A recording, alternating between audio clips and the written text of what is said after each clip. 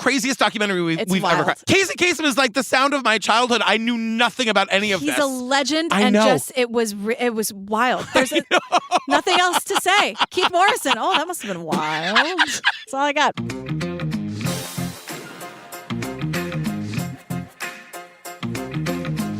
Hi, Jillian Benzavali. Hi, Patrick Hines. Fam, come to Obsessed Fest. Yeah, I don't know what you're doing. I mean, if you actually can't, that's fine. I don't want to get mad, but I just want to see you And all. for those of you who want to but can't, I promise we're going to stop talking about it soon. Great. September 30th to October 2nd, Columbus, Ohio. It's just going to be bananas. It's like you and me and Ellen and Joey. We announced the schedule. It's now live and interactive. Oh. There's like a kidnapping panel that's going to be crazy. What? There's you and Damien and Bob Ruff are doing a West Memphis 3 panel. Right. Karaoke. There's the Taylor Swift sing-along. That's right. People were like, how do I clone myself so I can go to 7 things at once? Well, that was me texting you, being like, wait, how do I do all of this? But really, it's look at the schedule, make your plan, and then also see what happens. We're just going to be freestyle. It's true. I mean, weekend. the Let's Go to Court ladies are doing a live taping. The Red-Handed ladies are premiering their live show that they're there then taking on their European tour. There's a lot gonna going be crazy. on.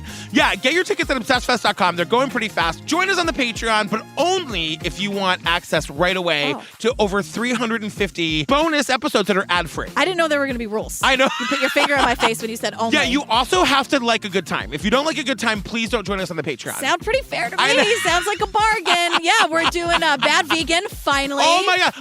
I've been to that restaurant. I ate. I should put ate in air quotes because I don't think I ate any of it. I thought the food was so disgusting. A piece of broccoli. Look, I love broccoli as much as the next person, but they did that thing where they were like, movement. It wasn't like raw broccoli. It was like, we're going to give them the vegan submarine sandwich. Like, they tried to make things that weren't real food taste like real food. I kind of love that. Ugh, it's so gross. Anyway, we're doing Bad Vegan. There's a lot more to talk about than what kind of Italian sub they made Baldwin vegan. Is there. Yeah, it's bananas. That's a mess. I know. That's it. Join the Facebook group. That's it. Follow us on TikTok. Oh, yeah, right. We're on TikTok now. Yeah, it's True Crime Obsessed Pod. We're growing like crazy. Are we? We had like 6,000 followers. Now we have like 25,000 followers. Is that right? It's crazy. Wow. I know. Because of this? Yeah, we're shooting in the studio, fam. Where, if you don't know, we're releasing funny clips, funny moments from the recordings. Yeah. They look good. Jillian always looks like $1 million. Oh, thanks so much. It's August still, so that's weird.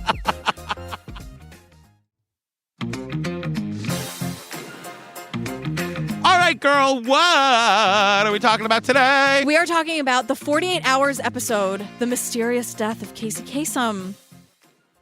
If you were going to count down the American top 40 family feuds, this battle would be number 1. The honor of King David, I am. What person in their right mind throws frozen meat at you, screaming biblical verses? To the dogs, to the dogs.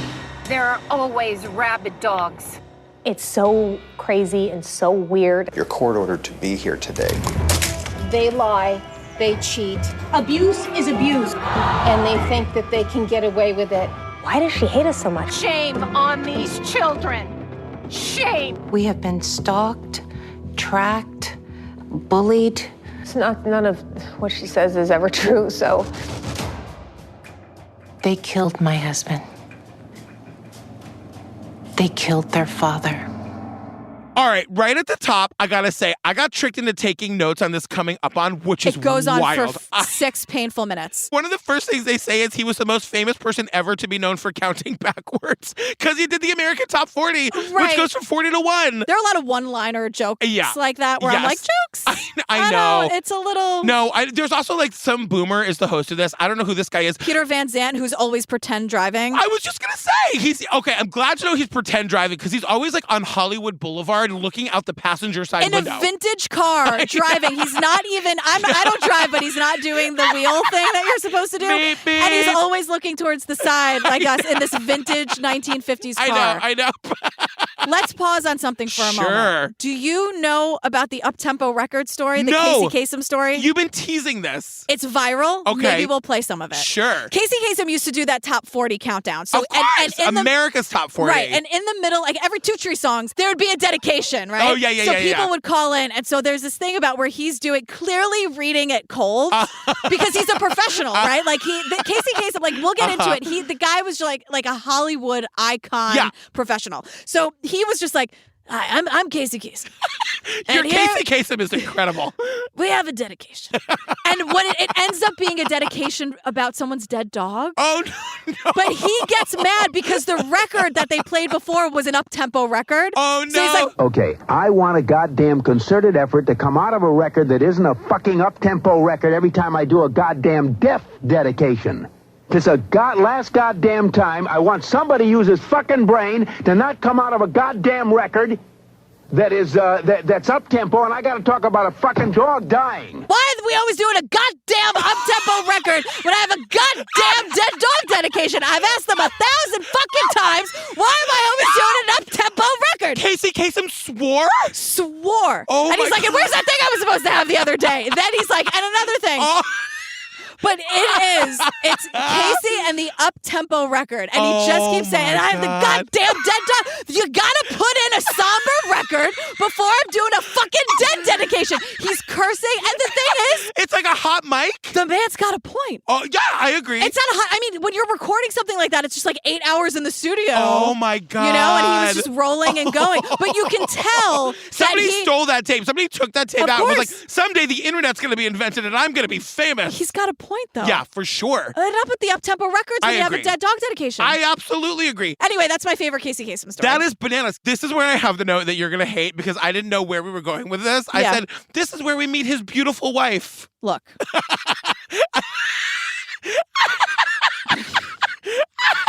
I know. We'll get to Gene when we get to we'll Gene. get to we're, Gene. We're still in the middle of this coming up on. The thing is, we'll get Jesus. to the end of the coming up, but like we see their wedding. The thing about this woman, they've been married for like 35 years, 34 and a half to be exact. Did she say that? She says 34 and a half, but they really were very much in love. I love that man so much. I would have died for him. Casey and I were married here. There were 500 people here.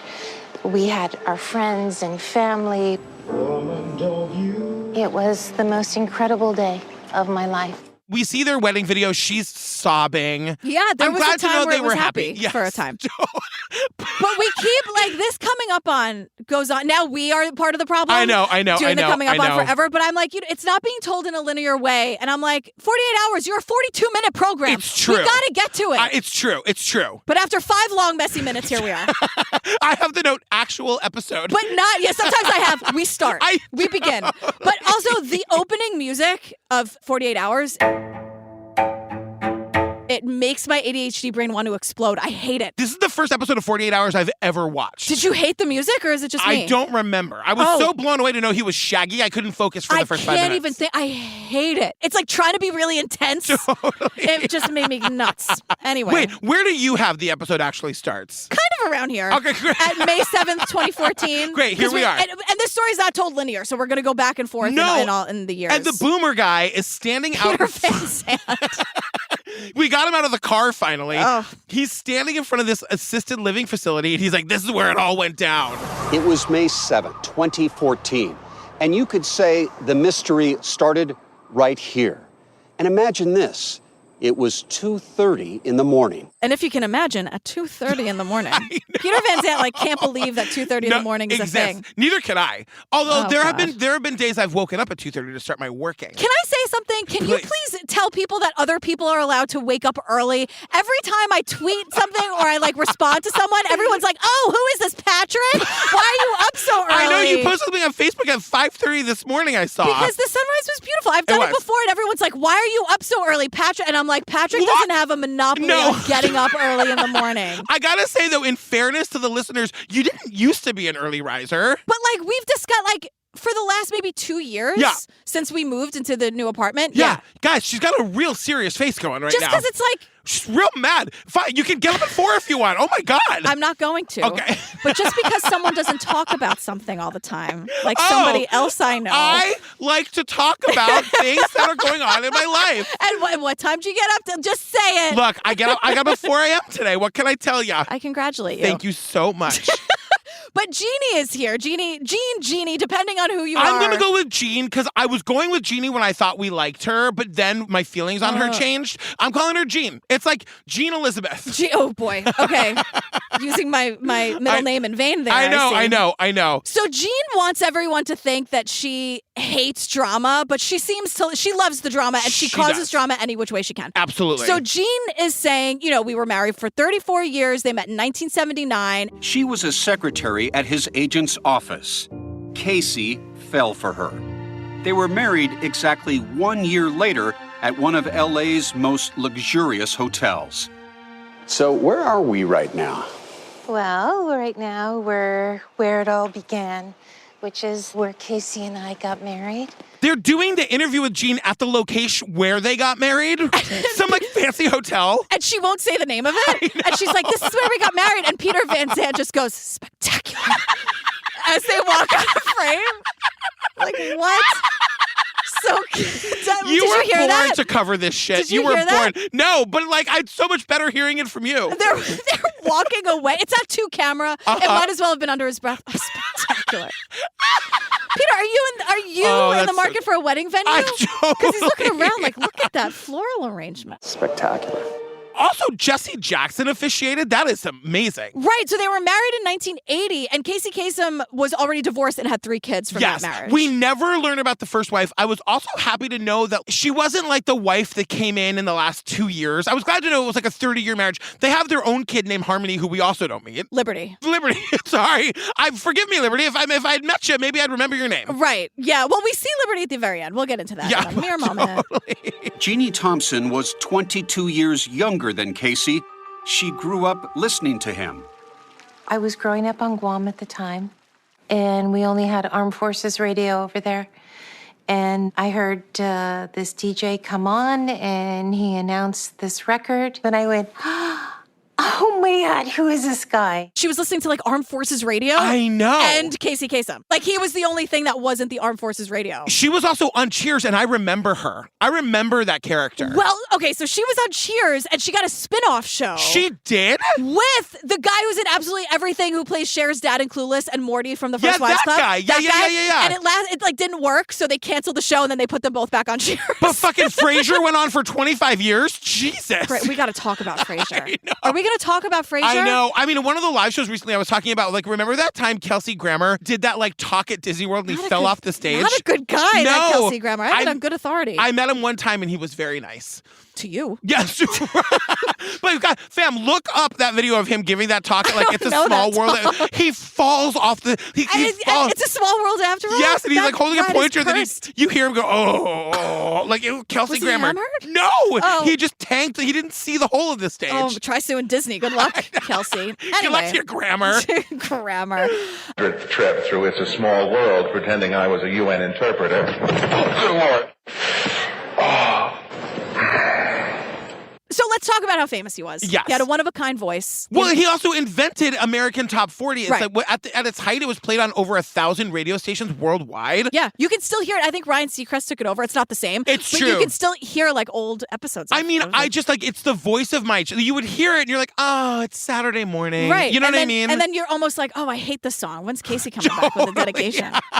As long as it's not an up-tempo record. This is where we learned that he was Shaggy on Scooby-Doo. Holy shit. They made hundreds of Scooby-Doo movies. Yeah. If you go to his IMDb, it's a mile long, and the Scooby stuff is endless. I feel like that's where the money comes from. Because I was like, you're not making money I worked in radio. You're not making money there. I got my start in radio. Totally. No money. All we did was continue that, but take out all the music. Right. We're That's true. I don't know about that. So his 3 kids from his first marriage are Carrie, Mike, and Julie. And Carrie and Julie are here with us. Mike is not here. And Carrie is, I think, mostly right, but coming in very hot. Right. So very hot. Julie Kasem became a physician's assistant. Carrie went into modeling, acting, and broadcasting. Radio personality and television host Carrie Kasem. His son Mike has a radio show in Singapore. And Carrie followed her father's footsteps and is in radio and broadcasting. And so is the son. The son's got a radio show in Singapore? Which is probably why he's not here. I guess because he's working in Singapore. Were there no open available jobs for the heir to the Casey Kasem fortune in America? Well, that's debatable who the heir is. But I learned something about Carrie. Oh, no. Via her Wikipedia page. Is it bad? It's pretty bad. What is it? Scientology, baby. Oh, I read in an article today. Yeah. And I feel like Scientology may have been pushing for her to push for the money. But, that's his kids. Yeah, it's his kids, and Jean's a nightmare. She's I'm a nightmare. sorry. I agree. Like, she does a lot of things that are wrong here and cruel and dangerous and deadly. So I totally, and all we're I'm talking saying. about Jean, not the daughter. Again, Carrie, I had to learn the hard way. People listen to you more if you stop screaming. Well, you know what I mean? But so what we learn is that Casey's children claim everything changed once their father and Jeannie became engaged. Was there an estrangement? There was. Basically, they were upset with their father and angry with their father because he married me. And they were angry with me because I married their father. And Jean agrees. Yeah. Jean's like, the kids hated me. They were mad at their father for marrying me. I don't have any idea why they don't like me. But like if they were children, like you see the picture, the boy is like 6. Yeah. You know what I mean? Like again, it's not like Jean came in and like in the last 2 years and then like did all the everything she does at the end here is bad. Right. But they were a loving married couple for 34.5 years. Jean will tell you. That 0.5 really means everything. But so that to me could also mean that like this has been contentious for 34.5 years. I agree. You know? I agree. You know, like when you just decide you hate the step parent and there's no going back from that? Sure. You would No, never know. I don't know. Sorry, you had a perfect family, not a broken home. You were raised in wealth and you had everything you needed. Oh my God. Hey, what's a dad?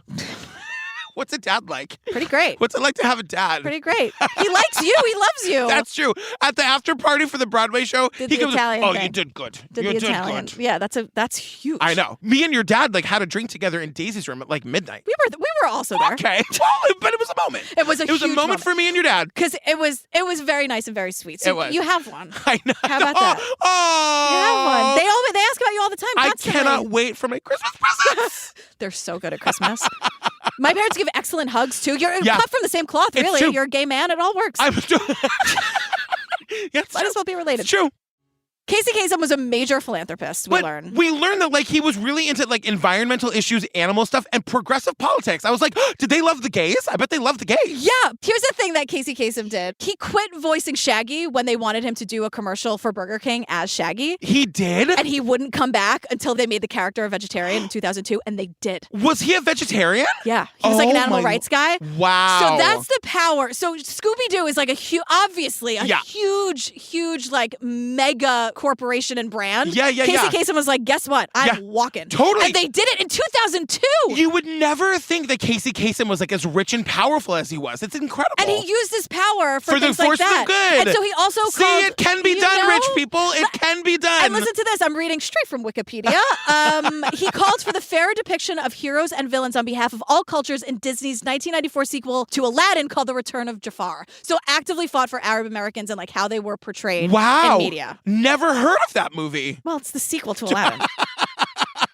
But so Gene says like we believed in a lot of charity, Yes. but Casey was really at the helm of Of this. course. And it's all of his money. What did she make on that Cheers spinoff? $18? I mean, it was 12 episodes. Totally. I don't know what to tell you. But, you know, we learned that In 2007, at the age of 75, Casey Kasem was diagnosed with a Parkinson's-like disease called Lewy body dementia. It slows them down. They can either get rigid or shaking. It may sometimes affect their speech. the Parkinson's-like disease called Lewy body dementia. Yeah, I don't know what that is. I mean, my grandmother had dementia, so Yeah. that's my only experience with it, but I'd never heard of this. You can see it just from the pictures. Like, physically, he goes downhill very fast. Yeah. And so in 2009, he had to give up his radio show, and he I know. signed off for the last time. And, you know, I gotta say, like, it's not how I would have done it, but he, like, signs off in a non-emotional... He's like... Now, one more time, keep your feet on the ground and keep reaching for the stars. And for one more time, right? You know what I mean? Oh, I'm like, getting chills I would be thinking about crying it. for the last hour. Because I also think that's a nice thing to do to Yeah. the next person, who I believe was Ryan Seacrest. Yeah. Kind of like, we're going to keep this going. And I know. this is an American institution that I created. Can and you believe that, like, one day, 88 years from now, it's going to be like our last recording of TCO? I think about that sometimes. You do? You think about the end? Well, because... Who are you, my mother? They're all dead. I almost sent you a picture of these kids that I saw on Facebook from, like, 1933 playing on the street in Little Italy. Yeah. They're all dead. Oh, look at them. And they're New York kids. Yeah. They're all dead. Look how young they were. Jillian? Oh, they're all dead. Oh, look at them. They're all dead. Look at that. Mom, I know. I know people They're die. upset. Look but at that's that, what I'm though. saying. Yeah. Someday in the very, very, very distant future, we're going to do it's going to be today's our last recording. Or maybe we won't even know because like we'll do a recording, then I'll go outside and get hit by a bus. Great. You know what I mean? That could happen. Are you related to my mother? Then I could die. I could walk outside and I could die. How dare you? I know. How dare you use That's that a sound sacred against sound. me like that? It's a sacred and sound. to talk about your death at the end of this. I know. You know everything I would lose like one of my I can't even talk about I know, but it's just I think about it. But we learn when Casey Kasem gave up the radio show, he had no financial worries because this is where we learn his estate was valued between $80 and $100 million. And he loved giving it away, which I love. Which is the most amazing thing. know? So Jean says, the wife. His children became focused on one thing. It was all about the money. We became the Bank of Kasem, the personal ATM machine. And they started hitting him up for money. And I'm like, the timing of that doesn't feel right. Like, wouldn't they always be hitting him up for money? That is He was the shaggy. exact thought that I just Like, had. why now? Why when he is stopping making money, are they going to start asking him? Maybe that's when she noticed it or whatever. Right, I guess. And so, like, in 2012, Jean's like, well, my husband had enough. Right. And, and I'm like, okay, so this extremely generous man in his twilight years who's essentially dying decides to cut off his kids? Right. Math ain't mathin'. The math ain't mathin'. I'm not getting it, Jean. No, and then Jean drops the bombshell that she believes Carrie Kasem, Casey Kasem's oldest daughter, killed him, murdered him. She says it outright, and then I'm like, you know what? I got to tell you, that'll really make sure you don't get a penny. Wanting to kill your father, who's an American hero. Exactly. And Jean says, those adult children had put targets on our backs. Do you believe that your husband, Casey Kasem, feared his children? Yes. And feared that they could do what? What they did. Which was? Kill him. He was scared that they were going to kill him, and you know what? That's exactly what they did, says Jean. Jean is saying a lot of things right now. Yeah, and then, of course, it smash cuts to Carrie, who's like... That's ridiculous. That's ridiculous. There's no more evil in this world than Jean Thompson Kasem.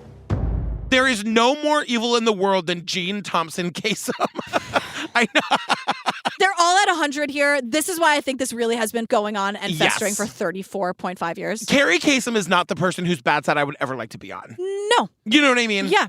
And so Jean's story is this attempted murder. The murder plot started in 2007. Yes. And she's claiming that the kids lured who she calls their disoriented father from the fancy mansion to a UPS store because they want him to sign a document. They did bring him to a UPS store to sign a document, and we see video and still images It's the power of attorney. So it's basically giving all the rights, every medical right, every decision is going to the kids now. This is where I start to relate to this because I am my mother's power of attorney, and I know how important it is to select the right person. And the kids are saying, like, they've obviously never liked Jean, and they want to be able to manage his end-of-life care. But it's like, it is one of those dicey things where they're definitely doing it behind Jean's back. They definitely don't want her to find out about it. And they're saying so. So there's video, there's like camera phone video of it that the kids took to prove that, like, we're doing this and this is what's happening. So they're saying, like, yeah, we absolutely filmed it and we totally went behind our back. But then it cuts to Jean and she's like... He was taken to a UPS store and he was asked to sign his life away while he was on medications.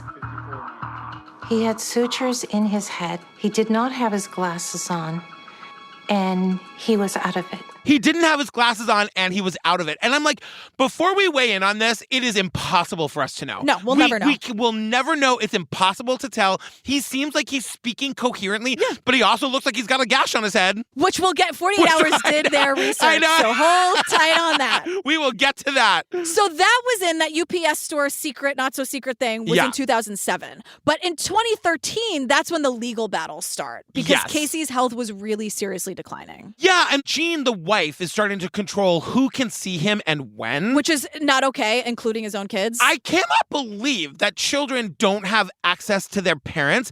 Carrie Kasem is going to change that and she eventually. She's going to work. But it is insane to me that unless he has said, I don't want to see them, that you wouldn't, as a kid, have the right to see your own parents. Well, you do. Legally, of course you do. But Jean was just making it as difficult as possible because she hates drama. It's like so Jean, crazy. She causes drama at every turn while crying about, I just hate the drama. Right, exactly. Like he's dying. Right. His kids need to see him. Exactly. Jean, put it aside. And there's plenty, if we're worried about the money here, there's plenty of money to go around. You know what I mean? Right, split it and shut up about it. It's $100 million. $100 million. Like, are you kidding me? Like, come on. So Jean says that she and her daughter Liberty become targets of harassment. It was a phone call that came in. I believe it was early in the morning, and there was a loud bang on the phone.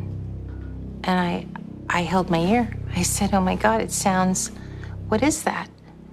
And then I heard it again, and I recognized it as a gunshot. And did you report this to the police? Reported it to our lawyer. She picks up the phone, hears a loud bang, assumes it's a gunshot, but then doesn't report it to the cops. But reports it to her lawyer. And then her front gate was smashed. She was being followed. She was being watched. Is there proof? No. Does that mean it didn't happen? No, but I don't know. Mail was stolen and more. To which I said, Jean, could you elaborate? Aren't you here to tell your story? We know about, that's a federal offense with the mail. Well, if someone was really stealing your mail, Jean, talk about it. Do not fuck with the mail. You get more time for stealing somebody's mail than you get for murder. Serious shit. Yeah. God. So meanwhile, the kids are asking police and adult protective services to do welfare checks on their dad because they're not allowed to see their sick and dying father. Right. But then the police do a welfare check and they say there's no sign of elder abuse or neglect, which like two things can be true at once. Absolutely. She can be like loving him and taking good care of him and being an asshole and not letting the kids see him. Absolutely. And manipulated the paperwork. Yes. And all of these things can be true. I've seen it happen. Right. And also, we're going to learn later that like you can love somebody and think you're taking care of them properly, but be abusing them by accident. Yeah. You know what I mean? I completely agree. Which is also what happens eventually. So Carrie, the daughter, stages a rally outside their home demanding to see her father. And they say Carrie and some supporters. She has a whole group of people with signs. I know. And we learned later that like rather than just letting them in to be like, oh my God, come see your dad, Jean calls the cops. Because she hates drama. I don't want the drama. Jean thinks, once Jean again. and I have that in common. I'm not very much for the drama. I'm not a drama person. Is that right? I don't really like Hi, it. have we met? I'm Jillian. I don't know who you are. Who is this person sitting before me? Nobody likes drama, but some of us are better at it than others. That I'll give you. Oh, that I will give you. When you're born with a gift, you gotta flaunt it. I have to say, some people are fucking excellent at drama. I know. They excel at it. Thank you so much. You're welcome. Thank you. I'm not really talking about you. Let's move on.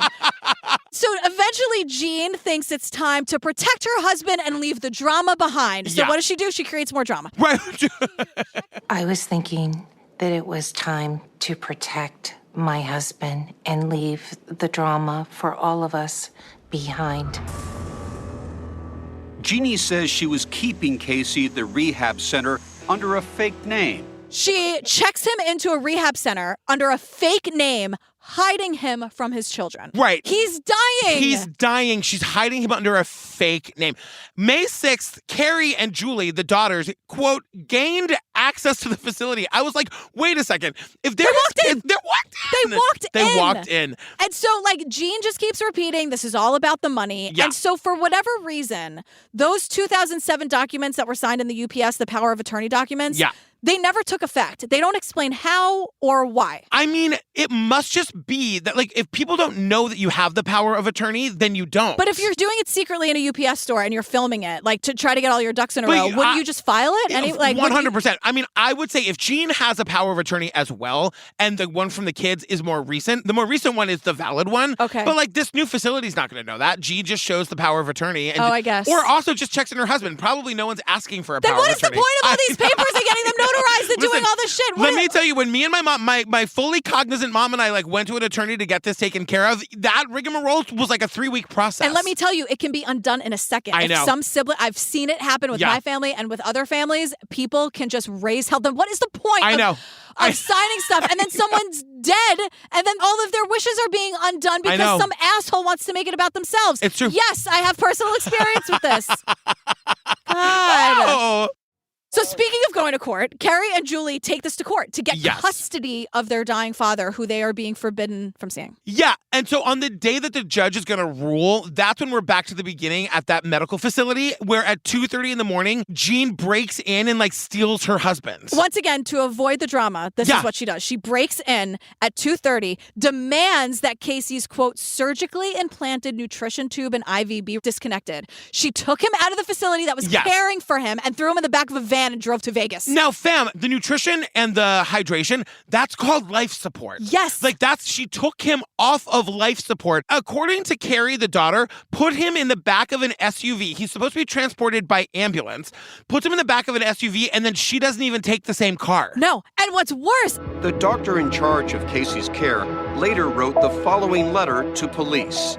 Quote, she was informed of the risks of doing so and was told she was placing Mr. Kasem in great bodily harm or possible demise. he calls the cops. He's like, I just saw Casey Kasem get zoomed out of here. Right, yeah. And he says, I told her in no uncertain terms, this is incredibly dangerous. You could kill him. Yeah. Please do not do this. No. But she did it anyway. She did anyway. And the daughters have no idea where he is. Now, to me, that is one of the most terrifying parts of all of this. Of course. She absconds with their dad in the middle of the night, doesn't tell anyone, and they have to go on television to try to they're literally saying, if anyone sees Casey Kasem anywhere. Because he's now missing. He's missing. And can you imagine being you or me, a person without those resources? Oh, no. This must happen all the time. All the time. All the time. And Carrie, the daughter, says, take it with however many grains of salt you'd like. Yeah. Patrick. No, look, I like Carrie. Yeah. I want her to stop yelling at me. Right, because everyone is talking in a lot of absolutes and generalities here. But Carrie's side of it. Carrie also gets madder and madder as we get through and this. I don't blame her. Me either. And Carrie says, look, my dad, Casey Kasem, American legend, said to me, Dad once told me, don't ever go up against Jean. You don't know what she's capable of. Don't go up against Jean. You have no idea what she's capable of. Right. Which is well, how long was she manipulating him? Or I don't know. But I don't know. Also, when did she say that to Carrie? Carrie's at some point in the 34 and a half years they were married, he said that to me. Maybe it was later on. Maybe all of this started after he retired because Jean started it. I don't know who started it. And can you just imagine the 34 and a half years of Thanksgivings and Christmases that they spent together? No. And they started out probably okay. And what was the inciting incident? It's you've been, what was the, what wasn't it? That's one of those situations where someone sneezes and you're like, what the fuck did you say to me? Because in general, they each seem like people you could get along with. Nobody here seems out of their minds. Unless you're, right. I mean, but this is what I'm saying. You put money into any situation and it just becomes about the money, and that is so fucking gross. Yeah. Carrie says 100 times, keep the money, just give me my dad. I don't care. I want to believe that she means that. But were this man not worth $80 million to $100 million, we wouldn't be having this conversation because we couldn't be having this conversation. I agree, not about the money, but I have seen knockdown, drag out fights about things that are so meaningless. Yeah. An amount of money that compared to this is nothing. Yeah. And I mean, lives have been torn apart over it. And people stop it's speaking. Something about estates and death. It's weddings and deaths and they bring out the worst in people. So now they're on the news. His children went on national television. We want him back. He knows that we're his children. Pleading directly to Jeannie Kasem. We've told Jean, take it all. Take everything. Keep it. Just give us our dad back. The kids are on the news begging Jean to let them see their father and also get him the treatment he needs. Exactly. Right. What is happening So to him? he's not on any pain medication. Yeah. He has no nutrition. We take a quick detour here to get that 2-camera interview with Jean. And Jean is saying for the record, everything I did was legal and fine. He has absolutely no memory of signing that power of attorney in that UPS store 1,000 years ago at this point. So Jean's to me, it wasn't legally binding. I didn't do anything wrong. So now 48 Hours is asking the daughters, let's talk about this UPS situation. Because he says estate planning is usually done in a lawyer's office, not a fucking UPS store. At nighttime. Exactly. It is nighttime. It is nighttime. Right? Yeah. And so they're we specifically recorded it so that Jean couldn't say everything she's saying right now. That Exactly. Casey was out of it and he had no idea what was going on. And this is where we get 4 seconds of him signing the thing and he looks like he's fine, but we'll never know. We'll never know. And so 48 Hours tries to confirm and or deny the claims made on both sides. Yeah. And it's all kind of in dispute except for a couple things. So for an example, Jean said that Casey had sutures in his head because of this really serious surgery. Right. And 48 Hours is 48 Hours has confirmed that Casey had a procedure, but it was a minor one.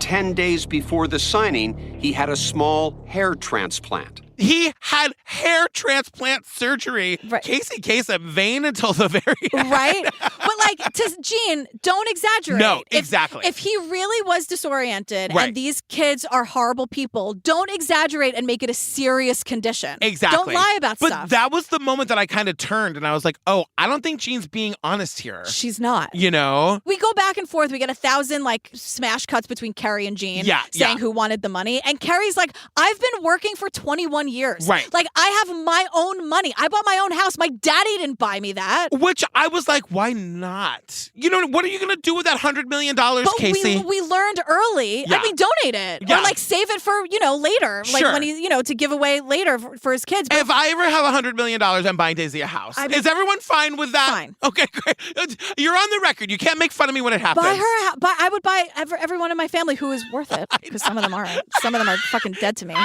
Would you buy me a house? Of course I would. Okay, thanks. Would you buy me one? Of course. Okay. But we learn early on from Julie, the other daughter, that like he instilled this work ethic and education. Yes. And so I'm sure he was like, I know I'm Casey Kasem, but like, get your own job. And she didn't, because Carrie is saying all Jean wanted was the money. And the interviewer's like, well, she's saying that about you. And she's like, but I have a job. Right. You know what I mean? Does Jean clocking in Exactly. at all? Like, what's her 9 to 5? Yeah. And then they say that the drama reaches its climax in mid-May 2014. So we're back to like Jean absconding with Casey Kasem in the middle at like 2:30 in the morning. Against doctor's orders, knowing full well that what she's doing could kill him. Exactly. And so we learn whether they took the same car or separate SUVs, nobody knows. And who's driving the other one? Who's her? What's the word? Chauffeur? No. What's the illegal one? Not apprentice. Getaway driver? Sure. Okay. What the hell is that word? I love that apprentice, the illegal apprentice is another word for getaway driver. Yeah. The illegal apprentice? Oh my God, my DMs, I can see them exploding now. Wait. What's the word when you like help someone with a crime? What the fuck is that word? An accomplice! And we'll see that on TikTok. Will you? God, accomplice. I will never forget that word. Accomplice. Now. Looking right to the camera. But yeah, so she drives him to Vegas, which is a 4.5-hour drive from Santa Monica, by the way. I Google mapped it. Jeannie had taken Casey to a posh resort there, but not for long. Next, she put him on a charter flight.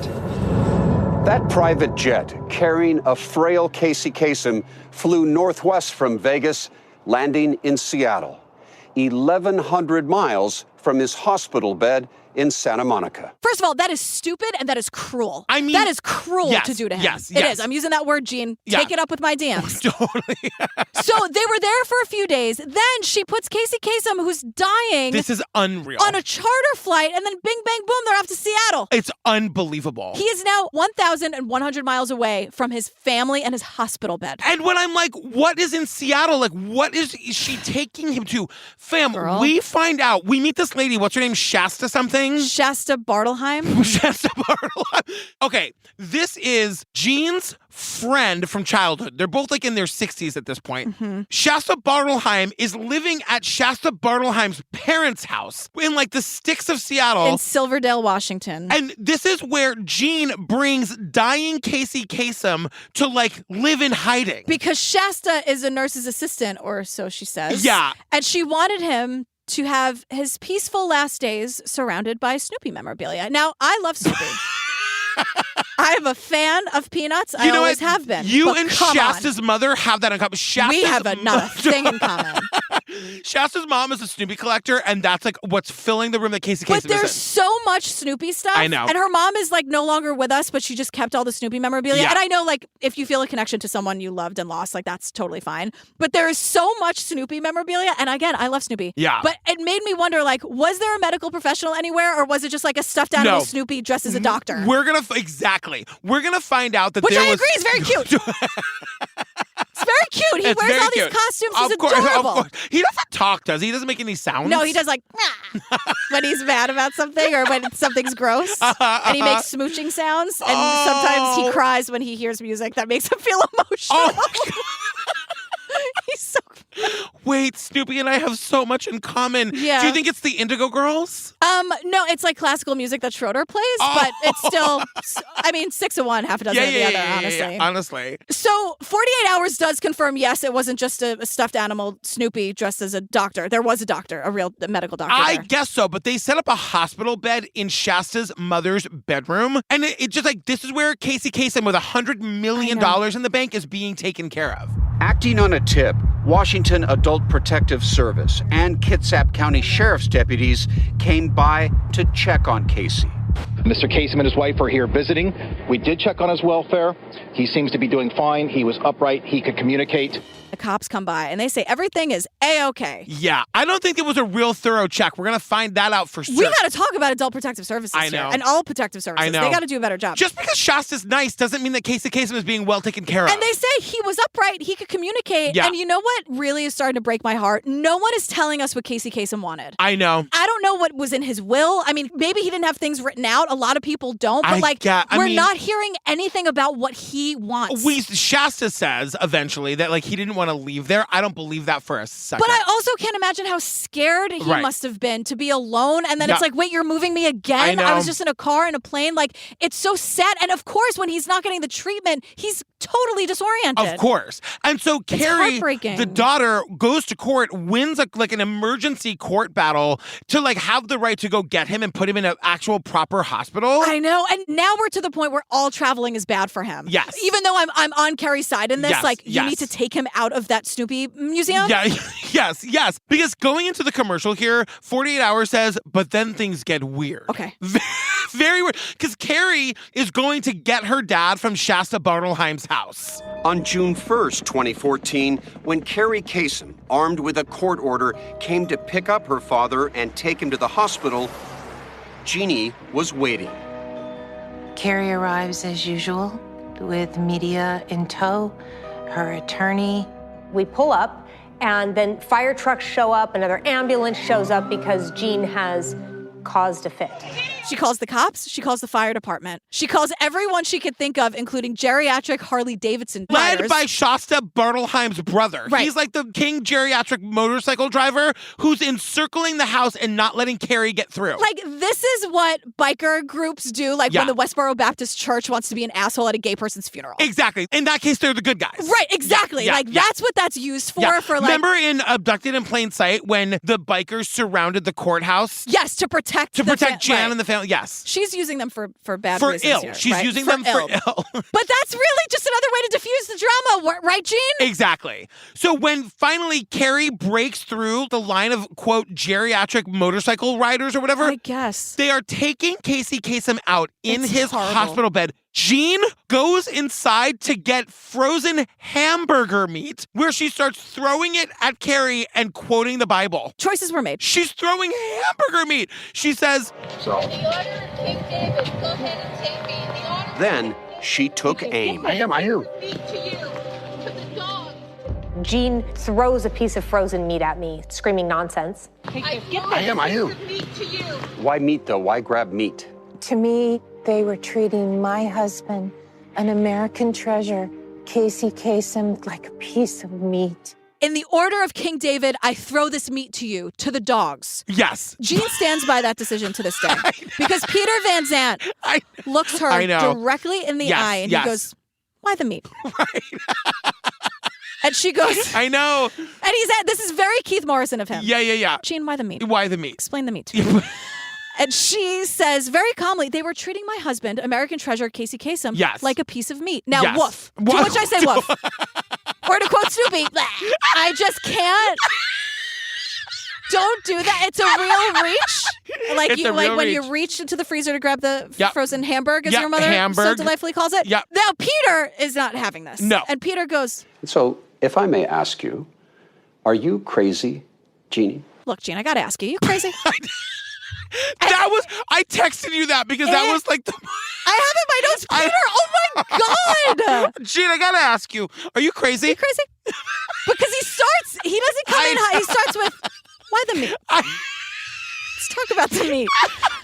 And then when she gives that bullshit answer, which is a reach and a half, he goes, you crazy? I gotta ask you, you crazy? Are you fucking with me? I feel like he's looking around. Is she fucking with me? This is a joke, right? This is not. Is she for real? Okay, great. I just hit my face on the microphone. Oh. We'll see that on Instagram. We'll see that on TikTok. I gotta ask you, are you crazy? Gina, I'm sorry, I gotta ask you something. Are you crazy?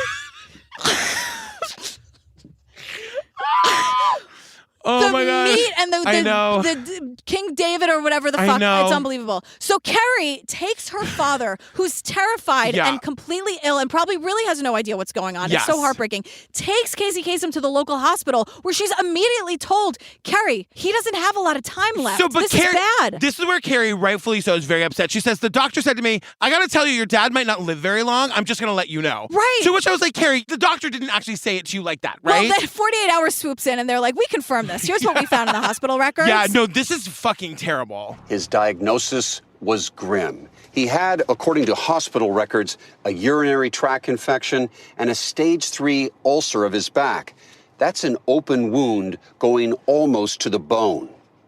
Within days, doctors would also diagnose septic shock, respiratory failure, a lung infection, and a host of other ailments. As Peter Van Zandt tells us, in a car. I know. He's once again in a vehicle. I know. An automobile, as it were. Yeah. He explains that it's an open wound almost to the bone. Like, this is what he was living with at Shasta Bartleheim's house. There's no fucking way. It was Snoopy in a doctor's outfit. I know. There wasn't a real medical professional there. No way. And fuck off Adult Protective Services and the cops. Can you imagine how fucking painful that must have been? Because, and I'm not over. I know. This list isn't done. I know. Septic shock, respiratory failure, lung infection, and a host of other ailments. And he wasn't eating. He was very skinny, had a sunken face. Fuck you, Shasta, and fuck you, Gene. This is cruel and unusual. And like the fact that like Carrie and her siblings have to know about this, it's right. so awful. And that it could have been avoided. Yes. The doctor was like, "You please don't You're take gonna him. kill him." This is like the doctor saw this coming from a mile away or 1,100 miles away because that's how far away he is. And then like it cuts back. They're like 48 hours was back at Shasta's house, and they're like, Shasta, was he dying? She says he was nowhere near she death. Goes, oh heavens no! And I said, Shasta, heavens yes! Fuck off! I know.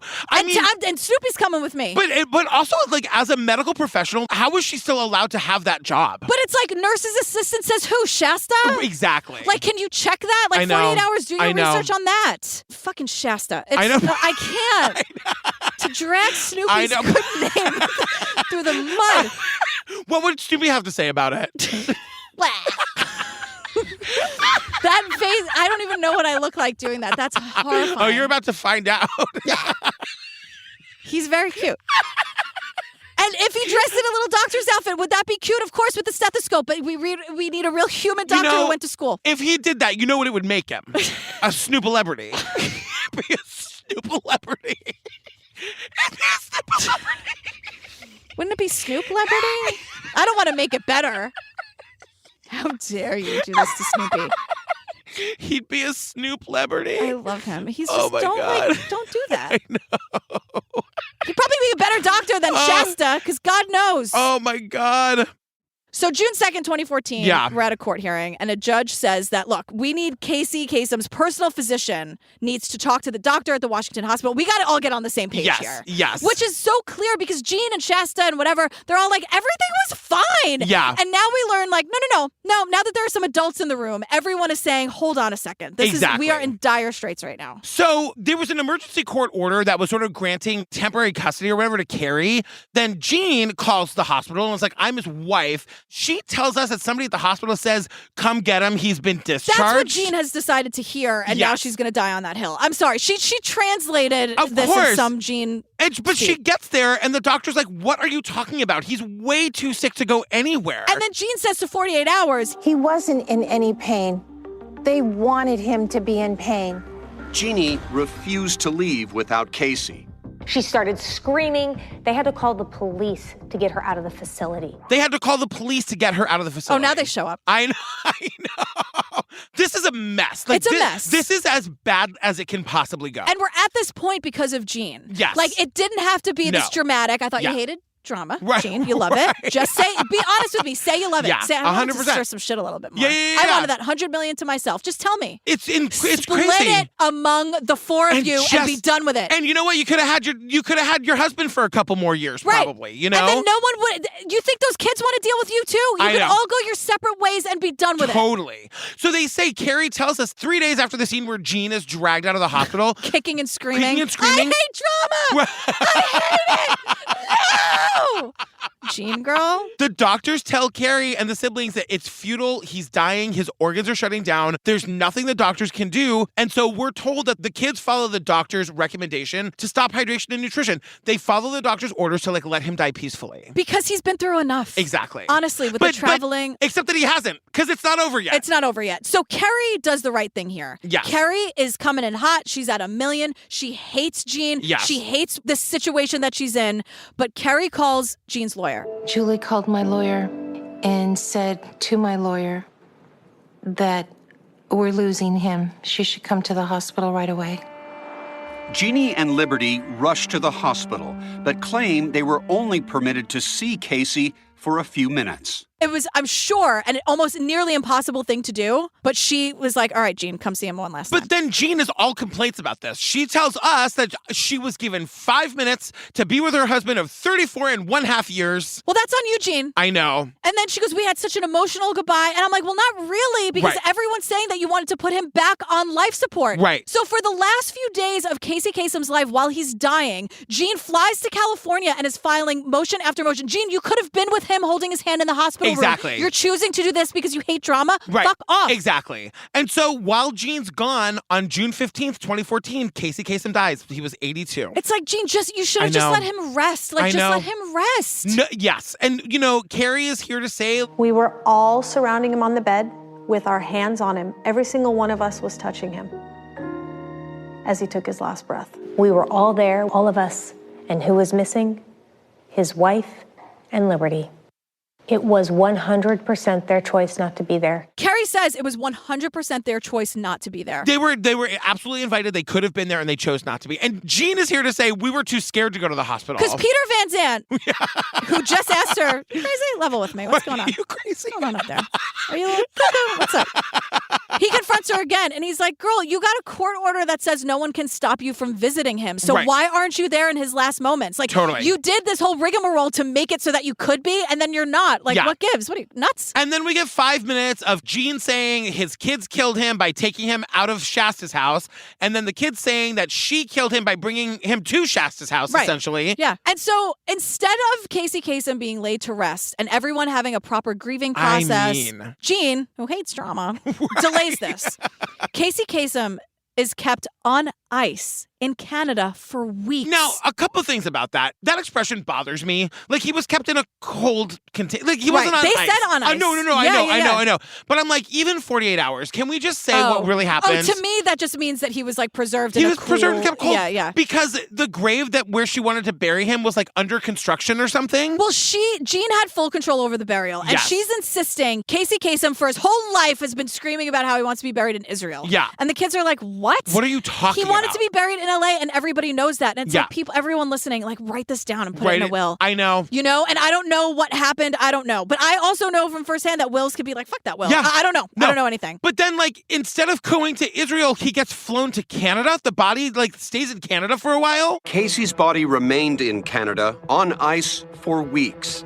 Casey and I had spoken about this, about where he would like to be buried, and it was in Israel. Casey's body took flight again, this time to, of all places, Norway. And then she takes him to Norway, and I'm like, Gene, but I thought his final wishes were Israel, and everybody knew that. What are you talking about? Your story's full of holes. We are all confused. Carrie is like, what are you talking? He's never been to Norway. And Peter Van Zandt's like, hey, cuckoo. Can I call you cuckoo? Great.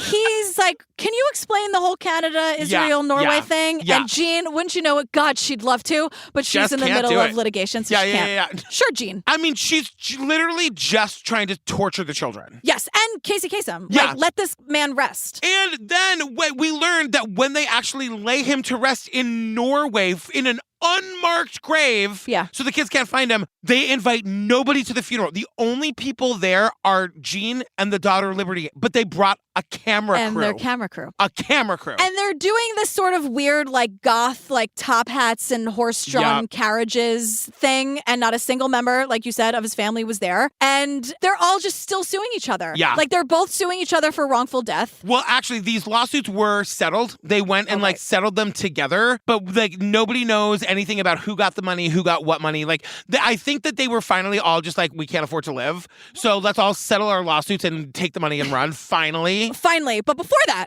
they're all being deposed? Yes. Oh my, Wait a second. God. How did I almost speed right past girl, I got you. We're not doing this.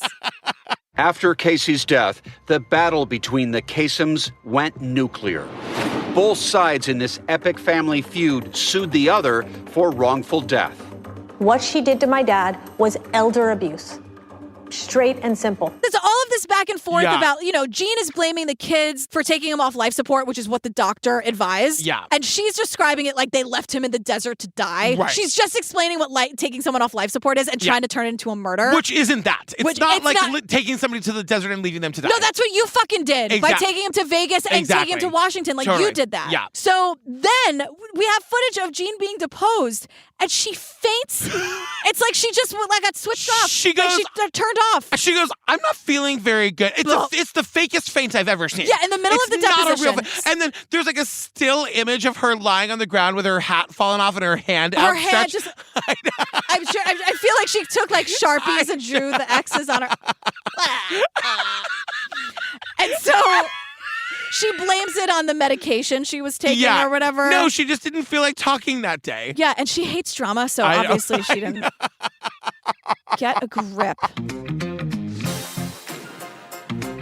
Oh, girl, we did 48 hours. What's it called? 48 Hours, The Mysterious Death of Casey Kasem. That was wild. I mean, it got so bad that the kids basically paid Jean to go away. Yes, 100%. I guess, right? Like, that's how I would look at it. I wouldn't want to be anywhere near her. I am dying to know the financial breakdown of who got what. I will probably never know. Yeah, I wonder if they split it. Like, she got half and they got half. And then the siblings. It's like $100 million. God. I know. Just deal with it. Fam, please come see us at Obsessed Fest, September 30th to October 2nd. We release the schedule. Go search it on our website, obsessedfest.com. You can search by host. You can search by genre. You can, it's very searchable. You can plan your weekend. Fun. Yeah, just come and be with us. It's going to be 2,200 people all together, just loving on each other, loving being with each other. We have amazing creators coming for the weekend. It's going to be bananas. So obsessedfest.com, come see us. Okay, I'll see. I'm definitely going. You're going to be there. I will see you there. Yeah, I will see you and I will see you.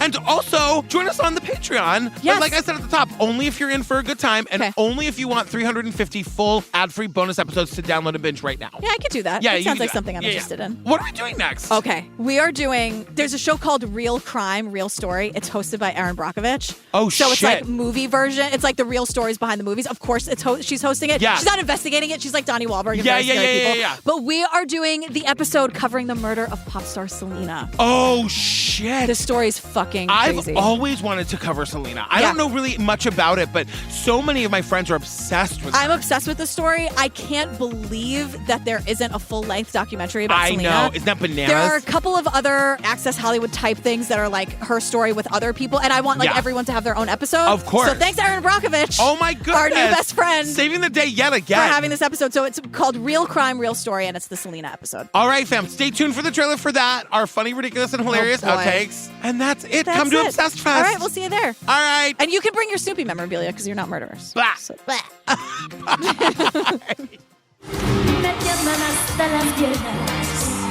A naive young star on the road to fame and fortune. She had a beautiful heart. She trusted everybody. A devoted fan who longed for celebrity and power. She is manipulative. She is good at what she does. How did their friendship, born from obsession, turn deadly? You don't think anything like that can happen. Learn the intimate details of the violent betrayal that silenced a rising star's voice forever. Can I tell you, my mind was blown when I found out that he was the voice of Shaggy. I can't from believe the you didn't Scooby-Doo. know that. I didn't know. Sounds just like him. He does sound just like him. But I was like, oh my God, You went that's through right. your whole life thinking Shaggy sounds a lot like Casey Kasem. How weird. They both came up in Hollywood around the same time. I know, it's so Interesting. bizarre. You know Jean's got like 50 gays. I know. You know Who dress what I like mean? her. That hair does itself. They dress like her. Exactly. There are drag queens in LA 100%. who are Jean and Casey Kasem.